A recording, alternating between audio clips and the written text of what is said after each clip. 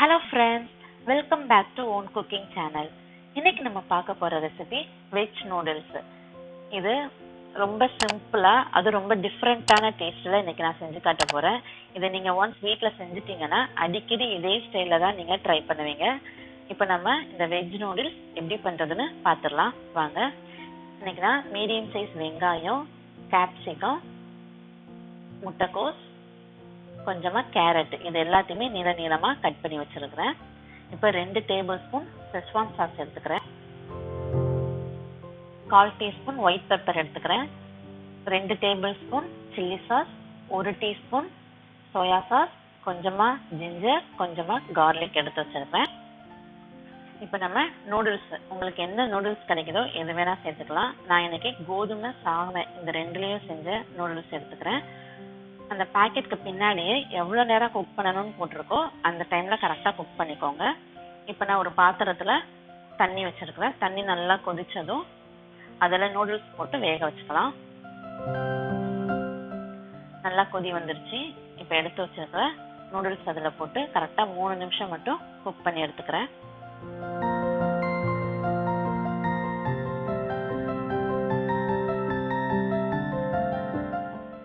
இப்போ 3 நிமிஷம் ஆயிட்டு நல்லா குக் ஆயிடுச்சு.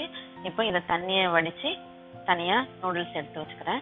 இப்போ நல்லா ஃபில்டர் பண்ணிட்டு இந்த நூடுல்ஸ் மேல 1 டீஸ்பூன் எண்ணெய் ஊற்றிட்டீங்கன்னா ஒன்னோட ஒன்று ஒட்டாம சூப்பரா கிடைக்கும். இதை தனியா எடுத்து வச்சுக்கலாம். இப்போ நம்ம எப்படி பண்றதுன்னு பார்த்துடலாம். இப்போ ஒரு பேன் வச்சுக்கோங்க. அதுல கொஞ்சமா எண்ணெய் ஊற்றிக்கோங்க. எண்ணெய் ஊற்றிட்டு நம்ம வேக வச்ச நூடுல்ஸை இந்த மாதிரி போட்டு நல்லா ஃப்ரை பண்ண போகிறோம். இந்த நூடுல்ஸை நல்லா டீப் ஃப்ரை பண்ணி நம்ம செஞ்சாலும் டேஸ்ட்டு சூப்பராக இருக்கும். ஆனால் டீப் ஃப்ரை அவ்வளோ நல்லது இல்லைங்கிறதுக்காக நான் இந்த மாதிரி செய்கிறேன். இந்த மாதிரி செஞ்சாலுமே டேஸ்ட்டு சூப்பராக இருக்கும். இப்போ ஒரு பக்கம் நல்லா கோல்டன் ப்ரௌன் கலரில் நல்லா ஃப்ரை ஆனதுக்கப்புறம் திருப்பி போட்டுக்கோங்க. நல்லா ஃப்ரை ஆகிருக்கு. இந்த லேயர் ஃபுல்லாக நல்லா க்ரன்ச்சியாக செம்ம டேஸ்ட்டாக இருக்கும். இதே மாதிரி இன்னொரு பக்கமும் நல்லா ஃப்ரை ஆகிற அளவுக்கு ஃப்ரை பண்ணி எடுத்துக்கோங்க. சாப்பிடும்போது பாதி நல்லா க்ரன்ச்சியாக இருக்கும், பாதி நல்லா ஜூஸியாக சூப்பராக இருக்கும். ஃப்ரை பண்ணி எடுத்து வச்சுக்கிட்டேன்.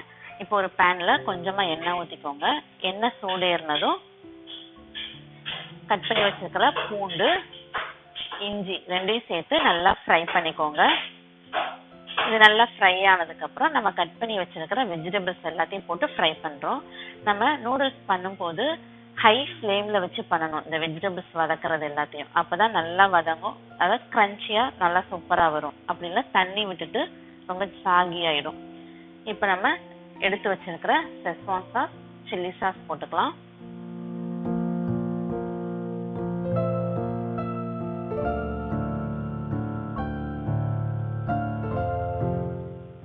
அப்புறம் சோயா சாஸ் ஊற்றிக்கலாம். ஊற்றிட்டு இதை நல்லா எல்லா சாஸோடையும் நல்லா மிக்ஸ் ஆகுற அளவுக்கு நல்லா ஃப்ரை பண்ணி விட்டுக்கோங்க. இப்போ கொஞ்சமாக தண்ணி ஊற்றிக்கலாம். நான் ஒரு 1/2 டம்ளர் தண்ணி ஊற்றிக்கிறேன். ஊற்றிட்டு நல்லா கொதிக்க விடுங்க. நல்லா கொதிக்கிற டைமில் 1 டேபிள் ஸ்பூன் கார்ன்ஃப்ளவர் எடுத்து வச்சுருக்கேன். அதில் கொஞ்சமாக தண்ணி ஊற்றி நல்லா மிக்ஸ் பண்ணிக்கோங்க. கட்டி இல்லாமல் இந்த அளவுக்கு நல்லா மிக்ஸ் பண்ணி கலந்து வச்சுக்கோங்க. இப்போ நம்ம இந்த கொதிக்கிற இந்த வெஜிடபிள்ஸில் அந்த கார்ன்ஃப்ளவர் மிக்ஸரையும் நம்ம ஊற்றி நல்லா மிக்ஸ் பண்ணிக்கலாம். ஏன்னா இது ஒரு நல்ல ஒரு க்ரீமி டெக்ஸ்சர் வர்றதுக்காக தான் அந்த கார்ன்ஃப்ளவர் போடுறோம். இப்போ எடுத்து வச்சிருக்கிற ஒயிட் பெப்பர் போட்டுக்கிறேன்.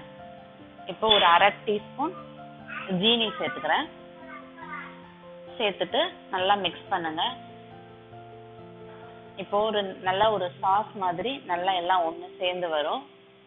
இந்த டைம்ல ஸ்டவ் ஆஃப் பண்ணிடலாம். ஆஃப் பண்ணிட்டு பிளேட்ல நம்ம ஃப்ரை பண்ணி வச்சிருக்கிற நூடுல்ஸை வச்சுட்டு அதுக்கு மேல இந்த சாஸ் ஊற்றிக்கலாம்.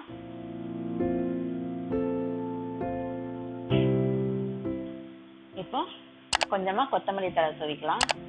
வெங்காயத்தாள் இருந்தா அதுவும் போட்டுக்கலாம், சூப்பரா இருக்கும். இப்போ நமக்கு ரொம்ப சூப்பரா ஒரு டிஃப்ரெண்டான ஸ்டைல்ல நூடுல்ஸ், வெஜ் நூடுல்ஸ் ரெடி ஆயிட்டு கண்டிப்பாக வீட்டில் ட்ரை பண்ணி பாருங்க. ட்ரை பண்ணி பார்த்துட்டு உங்கள் ஃபீட்பேக்கை எனக்கு கமெண்ட் பண்ணுங்க. ஓன் குக்கிங் சேனல் உங்களுக்கு ரொம்ப பிடிச்சிருந்தா சேனலை சப்ஸ்கிரைப் பண்ணிக்கோங்க. அப்படியே பெல் பட்டனை கிளிக் பண்ணிக்கோங்க. ஓகே ஃப்ரெண்ட்ஸ், நெக்ஸ்ட் ஒரு இன்ட்ரெஸ்டிங்கான ரெசிபியோட நான் உங்களை மீட் பண்ணுறேன். அது வரைக்கும் பாய்.